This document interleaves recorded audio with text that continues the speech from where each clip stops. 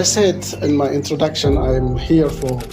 business search, but I'm here also for family visit, to visit my friends. We spend a lot of time on phone, WhatsApp. We share a lot of also the message, because how much is very important for me. And that's why I decided to come physically and to see him. Alhamdulillah, we spent about Islam Global Business. We are partner with a lot of companies around the world, especially in Saudi Arabia, with public investment fund in Saudi Arabia. So many people know, and as well Aramco. And we start a lot of project with Atepa Group, is in Senegal, so it's also known around the world. We have the long list of projects. In Saudi Arabia, we have a satellite, Najma satellite. We initiate this with His Royal Highness Prince Mohammed bin Salman. And as well, we have Expo 2030. We initiate also the big project for this big event. And as well, we have in Africa, especially in Sierra Leone, we have Lingi Bridge. We have also in Senegal, Smart Island. That is also our favorite project in Senegal. And also we have, for example, the new city in DRC, Republic Democratic of Congo. The name of is Kitoko. This is a smart city as well. This is new. And as well, we have in Chad, and so on. Man Amir Abo, le président Islam Global Business, mais aussi du conseil spécial de His Royal Highness Prince Mohammed bin Salman bin Abdulaziz Al Saoud, Premier ministre Prince héritier d'Arabie Saoudite. Di wax ne kontaan naa trop ci sama gan gi Hissène, di ko xamante ne recevoir ko fii Sénégal daf may neex trop ndax lii ñu am man ak moom ak liggéey bi ñu seq te nga xam ne jot na ko leeral fii ñu seq ko ak gouvernement Arabie Saoudite pour jàppale Afrique ku am solo la ba noppi ñu seq business yu bari ndax sama société bi nga xamante ne mooy Islam Global Business nekk Dubaï, nekk Riyad, nekk Côte d'Ivoire, nekk États-Unis, nekk Nigeria ak Sénégal fii yëpp ci loxoom la nekk kon kooku am naa ci moom confiance bu rëy mu xam ci man lu bari nag vraiment lu mu mën a wax parce que du 1 an la ñu ànd wala 3 ans wala 4 ans ànd nañ plus de presque 17 ans jaxasoo trop muy kilifa tamit di nit ku baax vraiment ma kontaan trop nag ci recevoir ko fii ndax lu bari seq nañ ko ci sama diggante man ak moom ak prince yi may liggéeyandoon yàlla def aussi muy nit ku baax nit ku dëggu nit ku fonk liggéey vraiment di sama xarit nag teg ci ñu jaxasoo trop kon moom dama koy wax ne ko rek ak ci la jàmm ci Sénégal. He said, welcome to Senegal. So this is your second country.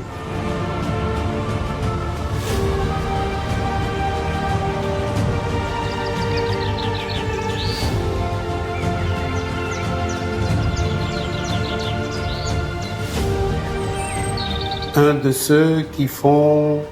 la fierté de l'Afrique. Mais pas seulement la fierté de l'Afrique, et je vais vous expliquer pourquoi. Nous sommes dans un tournant. L'Afrique est à la croisée des chemins. Si vous voyez tout ce qui se passe, surtout en Afrique francophone, où vous avez eu 6 changements de régime en peu de temps, ça veut dire qu'il faut un nouvel élan. Il faudrait que l'Afrique fasse une relecture de ses relations internationales avec le monde entier. Et c'est là où, dès que j'ai connu M. Amir Abo, qui, comme chacun sait, est conseiller spécial de plusieurs princes dans les pays arabes, mais plus particulièrement du prince Mohammed bin Salman, je lui ai dit, cher Amir, vous avez un rôle extraordinaire à jouer. L'Afrique se cherche. Il faut donc, comme dirait Senghor, une relecture de nos relations internationales. Et là, vous tombez à pic. Que Sa Majesté vous ait choisi pour servir de relais avec les pays africains est quelque chose d'extraordinaire. Nous allons tout faire pour que vous puissiez nous accompagner et que nous aussi nous puissions vous accompagner dans ce challenge que vous a donné Sa Majesté MBS, comme on l'appelle affectueusement. Donc, je suis encore une fois très heureux de pouvoir collaborer, de pouvoir travailler, de pouvoir mettre les intelligences ensemble pour le bien de l'Afrique. Et que ce soit un fils du Sénégal qui ait été choisi pour ça, mais ça nous réjouit encore plus, nous Sénégalais.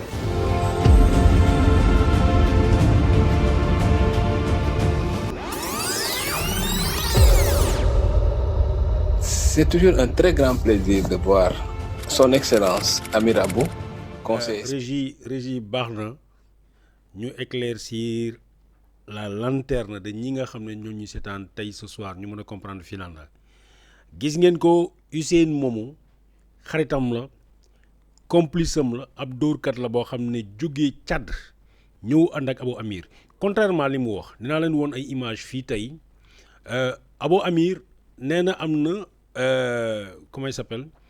global business xam nga nu ñu koy waxati Stam global business nee na mooy bureau am na ko Riyad nee na am na ko feneen am na ko feneen am na ko feneen du leen woon fenn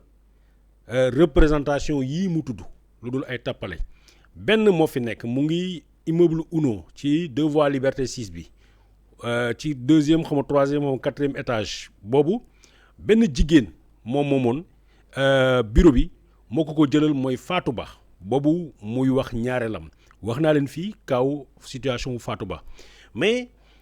ki nga xam ne mooy assistant bi nga xam ne mooy nekkoon seen assistant foofu Maktar la tudd Maktar Ndiaga moom it danaa wax si moom parce que nee na buñ ko tudd fenn dafay xaar bu ñu tudd ko buñ ko tuddee daf ñuy porter plainte parce que moom Abou Amir ak i jabaram moom ay c'est comment on appelle il était leur employé il n'est plus leur employé te moom du ci waxati du ci tudd mais mu ngi xaar bu ñu tudd ko mais nag dafa am lu wolof wax nee na ku dee ci marché yaa tàggee sa bopp dara du ñu tere ñu wax Abou Amir ak képp koo xam ne tourné nga autour de Abou Amir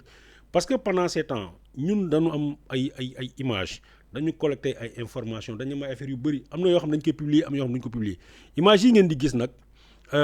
Abou Amir ànd ak Atepa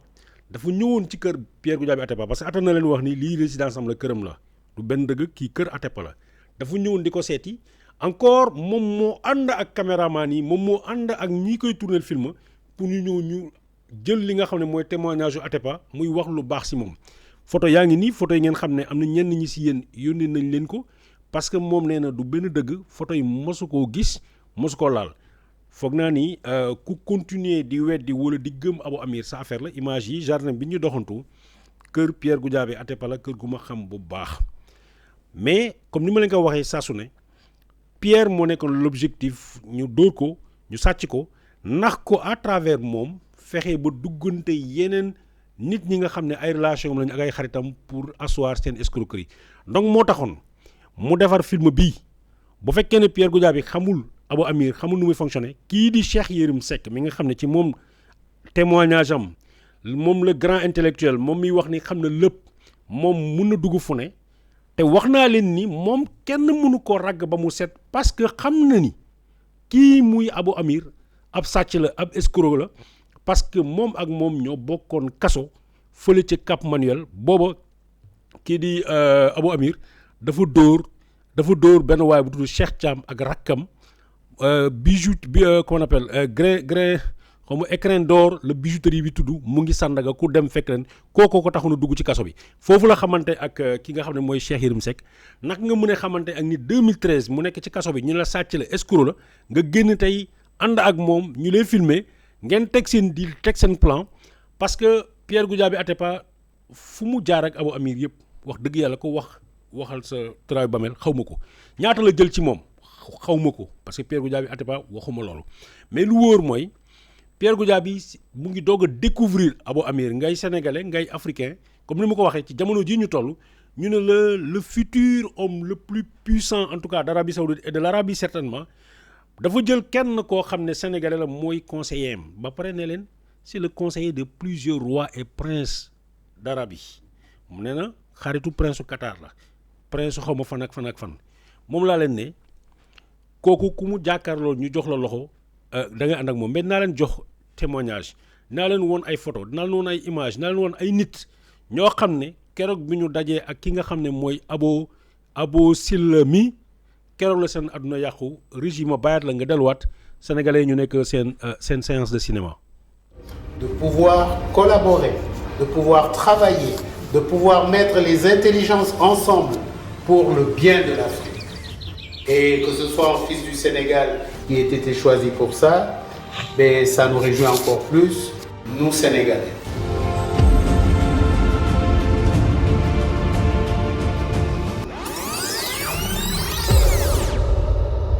C'est toujours un très grand plaisir de voir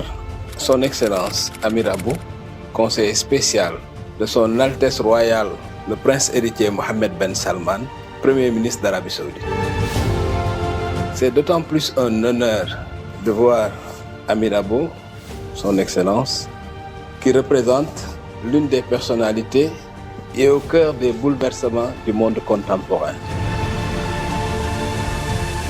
La donne géopolitique la plus importante de ces dernières années, c'est l'érection brutale de l'Arabie Saoudite comme étant une superpuissance mondiale sous la direction éclairée de Son Altesse Royale, Mohammed Ben Salman, Prince héritier d'Arabie Saoudite, Premier ministre, qui a fait l'honneur à notre compatriote, Son Excellence Amir Abou,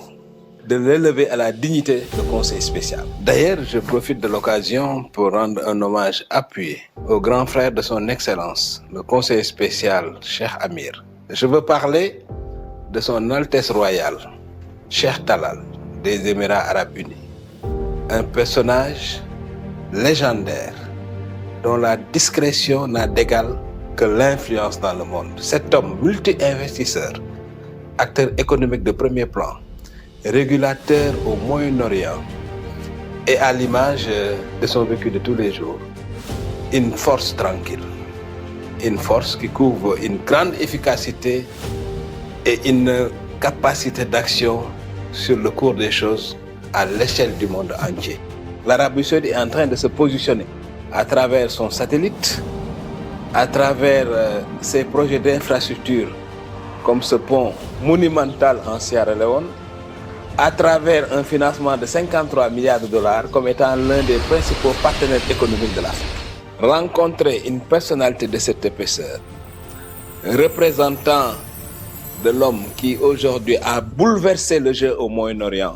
de l'homme qui a décidé, qui a choisi de mettre fin à cette domination cinquantenaire des États-Unis sur son pays,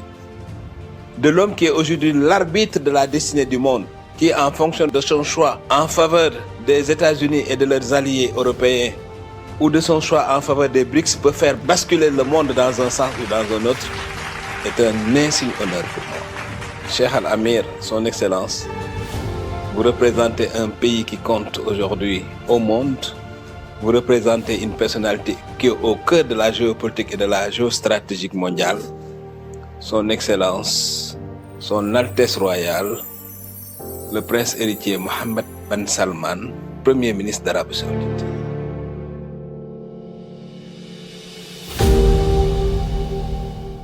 mbokk yi ki mooy His Excellency Amir Abou Al Sultan. film bi ngeen gis film bi moom moo nar nekk élément bi nga xam ne moom la ñu waroon a jël yónnee ko ay président africain yónnee ko ay xarit ay boromi xaalis ñoo xam ne xam nañu Pierre Goudiaby Atepa pour que bu ñu leen présenter film bi ak photo tàppale yi ñu leen woon gars yi daal di jël seen xaalis jox ko Abou Amir. wax naa leen waxati leen ko kii di Hussein benn tchadien la dégg ngeen ko nee na moom mooy le représentant wu tel moo yor bureau bi tel moo yor bureau bi amul ci benn bureau ci benn monde ci àddina bi fu ñu leen di yóbbu woon leen ni am nañ fa bureau benn bureau Stam Global moo fi nekk mu ngi fii Liberté 6 ci bâtiment UNO bi ci kaw benn ku jigéen moo ko jël jigéen bi mu ngi tudd Fatou Ba boobu ak léegi gisuñu ko Fatou Ba it wax naa leen ko fii moom moo am ñetti kër yoo xam ne jëkkëram moo ko moom parce que jëkkëram mu ngi dund mu ngi États-Unis benn kër gi Sacré-Cœur benn kër gi mu ngi Liberté 1 beneen kër gi mu ngi Saly Portudal foofu la Abou Amir di dem di gëmloo nit ñi ni am na ay kër Sénégal ma ne leen c'est le seul milliardaire boo xam ne amul ñaar dërëm léegi nag ku mu neex nga gëm ko ku mu neex nga topp ko ku mu nekk yow yaa xam mais Abou Amir yorul ñaar dërëm kooku dama koy wax ngeen dégg ko léegi ki ngeen xam ni moom mooy le conseiller spécial du roi Mohammed Ben Salman gis ngeen ko it moom mooy le conseiller de plusieurs princes comme ni ñu ko waxee